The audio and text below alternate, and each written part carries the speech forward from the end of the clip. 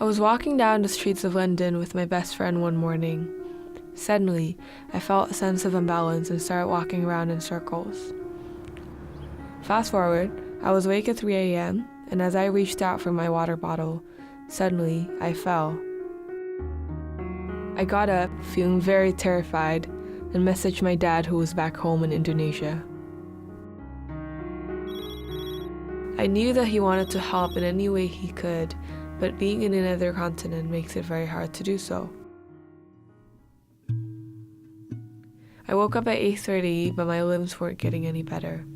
I called my GP, who then stayed with me on the phone for 2 hours until the ambulance finally came.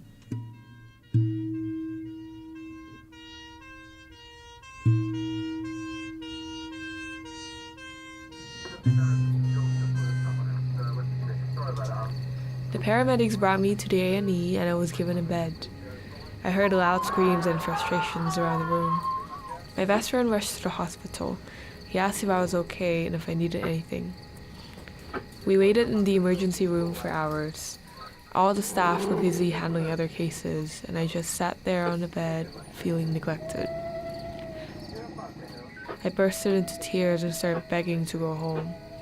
He stayed there with me till late at night. We were finally informed that I will be moved into the ward. For the next few days, I always look forward to seeing the doctors in the morning to ask more about my condition. The doctors arranged various tests for me: CT scan, MRI, ECGs, blood tests, and angiogram. Different medical professionals came asking questions, but they wouldn't tell me the diagnosis. One day, as I was being pushed on a wheelchair from a test room, the porter said, "It must be scary to have a stroke at such a young age." What do you mean, stroke? I haven't even received my diagnosis yet. Well, you are in the stroke unit. The doctors finally revealed to me that I had a stroke.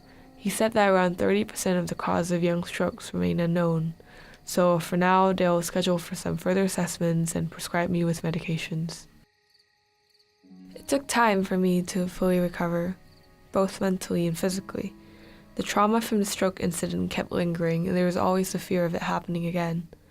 But over time, I overcame those fears and accepted my condition.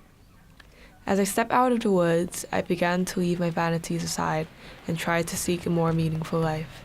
Because there are things in life that are beyond our control, and at any moment, our life could be taken away.